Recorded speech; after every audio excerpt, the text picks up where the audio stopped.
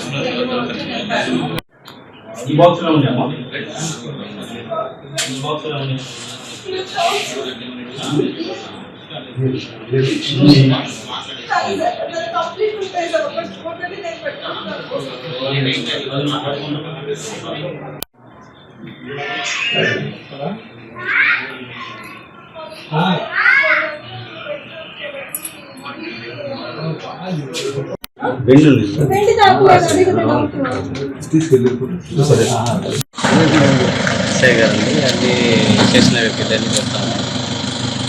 అది ఉంది పేపర్ కదా.